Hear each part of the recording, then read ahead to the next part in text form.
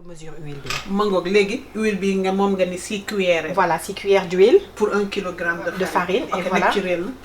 On met l'huile. Voilà.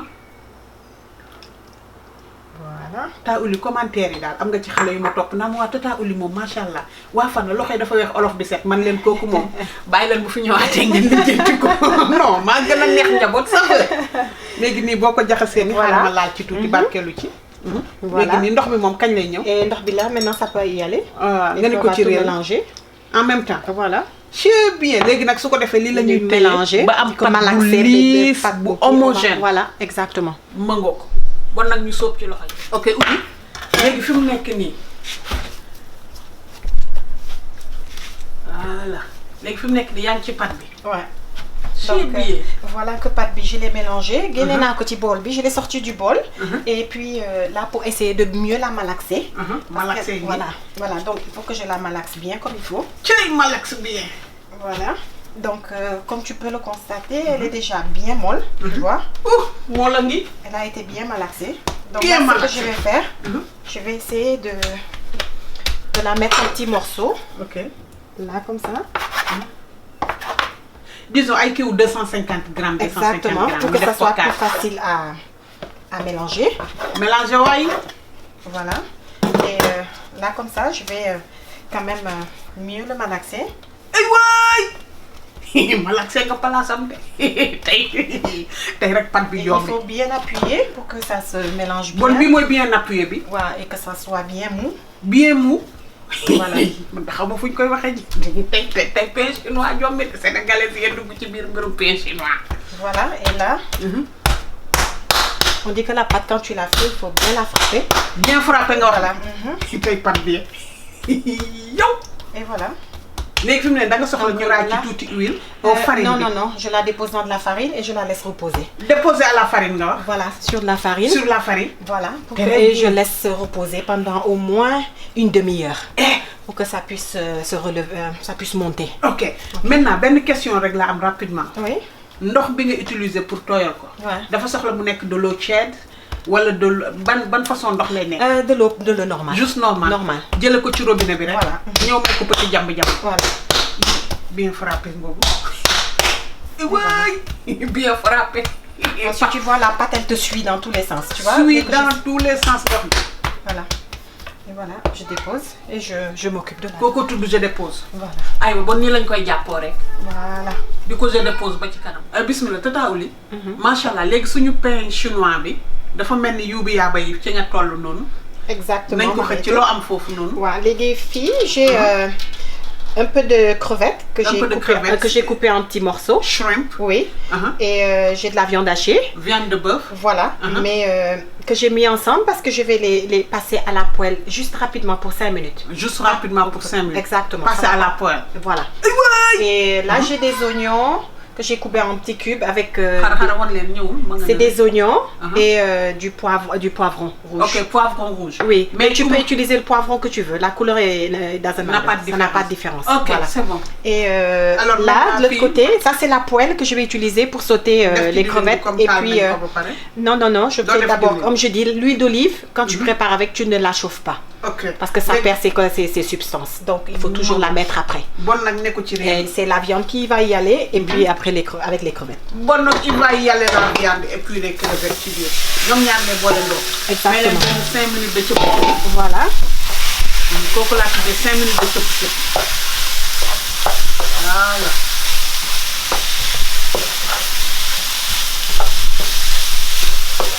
wàcce caméra bi tuuti rek. tey may caméraman bi.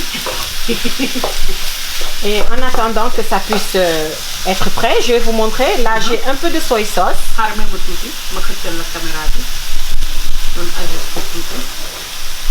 Voilà, un tout petit peu de Soy sauce. soja. Voilà, c'est un peu de soy sauce. Alors, on continue, Marie-Étude. Ingrédients.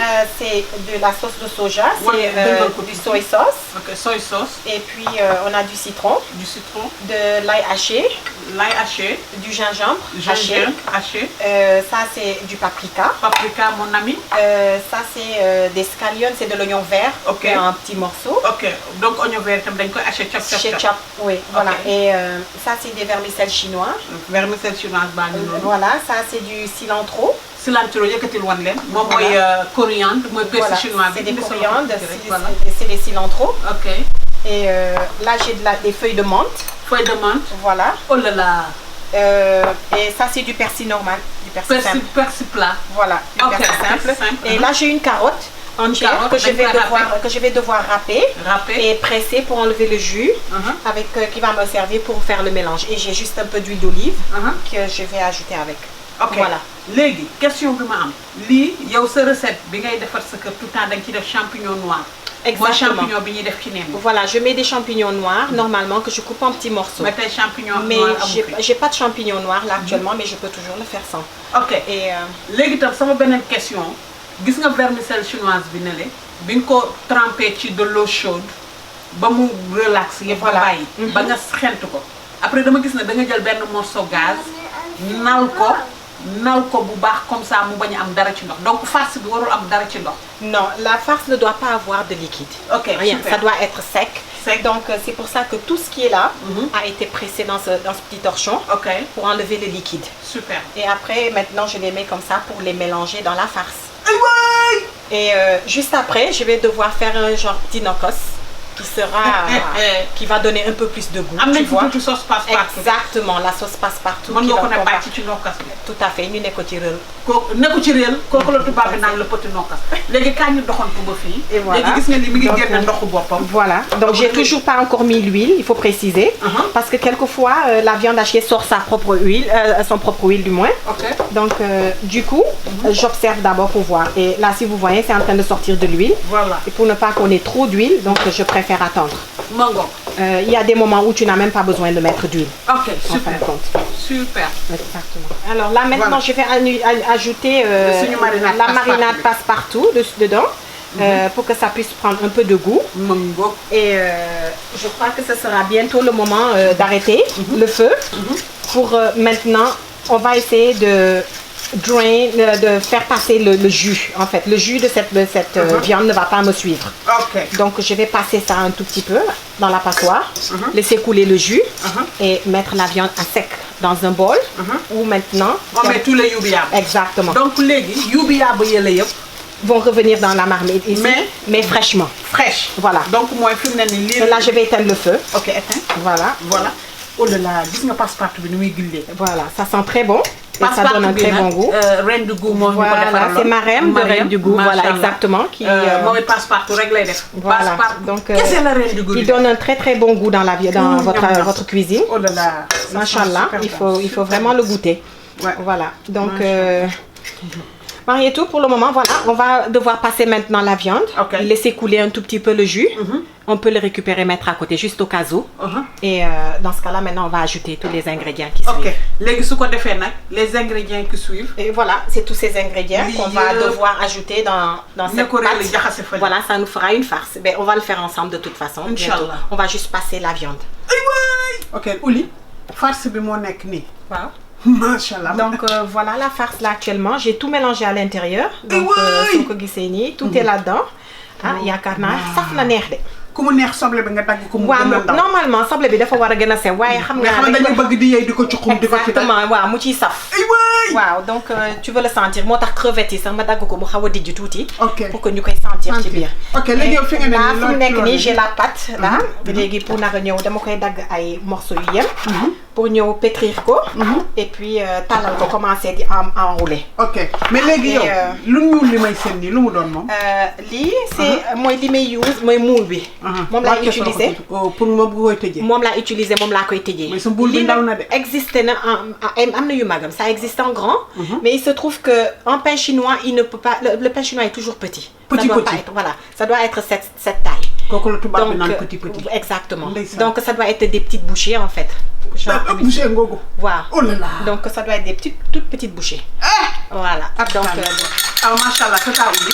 oui. ba léegi nii ci suñu pain de pain mu tudd pain chinois bi léegi li ngay def ni da ngay battre blanc d'œuf. waaw dama nekk di battre blanc d'œuf. C'est pour je bats du blanc d'œuf. C'est pour badigeonner ça sur le rebord de la pâte. Et puis pour que ça se colle. Ok. Donc je vais vous montrer dans un instant comment je dois badigeonner là-dessus et avec le pinceau et pour coller la pâte. Ouais. léegi gis nga ñu ñëw fi farce bi moo nekk ne moom dafa mujj sakkan sax macha allah léegi gis nga bu ñu ñëwee fii nii yaa ngi ci saaf bi. Voilà exactement. yaa ngi ni ci saaf yu bi yaaba gi negal ñu zoom ko mu gën a ñëw gis nga ko ni yii nga xamante ne que macha allah jot nga ko kifin oh là là gis nga ko nii ak yii it oh là là uli am na maanaam.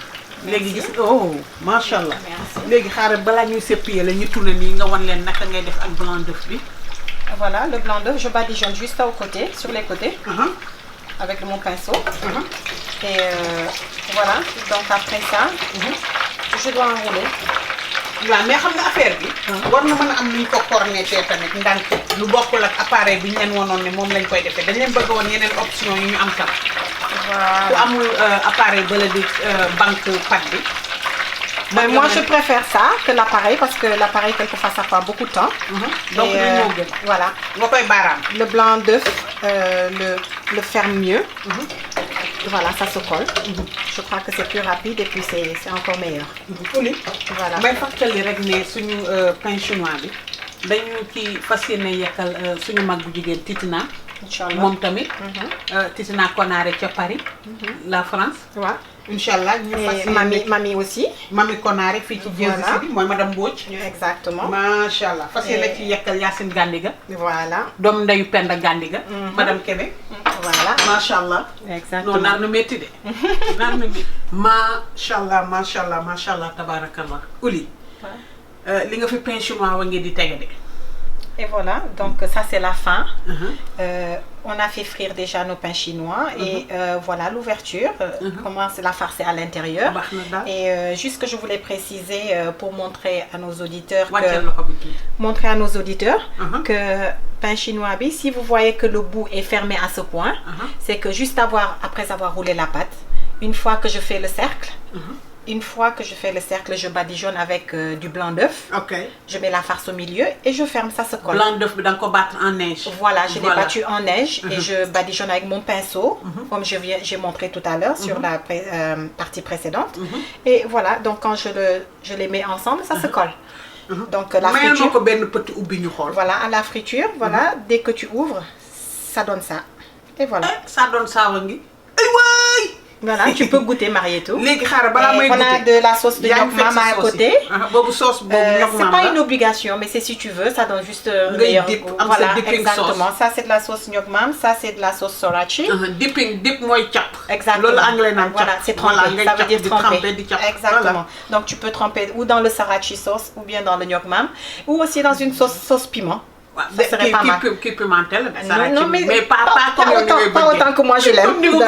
Exactement, voilà. Donc avec du piment, ce serait super bon aussi. Celui qui veut, c'est à votre goût. Machallah, tabarakallah. Pain chinois ou recette tata oulengini. Saf gi mu saf kenn mënu la ko nettali machallah manam yubi yaaba yemay sen ne ci biir damay baña gëna sori baram mais ne biñu ubbi nonu tous les bagages le yubi yaaba be may sen ci biir benen affaire la machallah Ouli xam nga man newoon naa dañuy yekkal suñu mag bu jigéen Titina yekkal ñoom Yacine Gandiga ñoom mami suñu rakk ju baax jooju machallah yekkal Ouli tay kan nga fas yéene yekkal yow mi ci sa bopp ma ne bu xanaa ma yekkal sama sœur Aïcha. waaw très bien Aïcha Konaré soxna Aïcha waaw ma yekkal soxna Aïcha te xam ne que moom it de ku bëgg bagage yi la. man no bagage yi dafa jar a bëgg nag li nga def nii kon daal tey mun naa wax ne que sama sœur yi yëpp laa yekkal. machallah yal na res ak jàmm yekkal naa leen ñoom ñëpp machallah et bon appétit à elle. xoolal dañuy dellu si waat di la remercier infiniment wax dëgg yàlla ci sa disponibilité gis nga lii presque jëlal na la sa journée di xaar pat bu reposé di defar li defar laa di defar lale di wax ne waa Saveurs Planétaires lii yëpp yéen la yéen a ko waral machallah lii moom xam naa ne Ouli foog ñu joxaat leen beneen dig daje parce que li nga leen ñamaloon ci suñu sauté de foie bi ba léegi xale yeeg ma naan tata Ouli kañ ngeen di duwoowaat machallah tey nga ñëw indi leen lii. léegi yow boo dellu si waat ci kàttanu Yàlla ana lan nga ñu war a proposer. Ça sera une surprise mais encore quelque chose de très bon. Bon nag quelque chose de très bon peut-être d'ici une semaine. Inch'Allah. Inch'Allah. je reviens en force. Comme d'habitude. Comme d'habitude. Exactement. Mbokk yi di wax ne lii lañ leen indiloon tey fii ci Saveurs Planétaires macha allah gis ngeen Tata Ouli fi mu génneeg ñun booleel ñu koog suñu ñaari sauce ku bëgg kaani dangay dem fële ne la sa càmmoñ à gauche. waaw fële moom waa équipe kaani la. ku bëgg dégg nga maam bu xaw a safaale ne tuuti suukar xaw a sweet xaw a forox xaw a saf tuuti kaani boo xam ne day jam gémmiñ gi di bàyyi moo nekk ne la sa ndeyjoor ne la Ouli joxoñal di joor gi. There you go. boobu moom xam naa boobu maa ngi moom ñooy bokk affaire maa ngi ci groupe boobu bon mbokk yi di wax ne lañ leen indiloon tey fii ci Saveurs Planétaires incha allah vidéo complète yaa ngi ci YouTube. Bon appétit. Ouli, thank you so very much. We really appreciate it. Bon appétit. Thank you.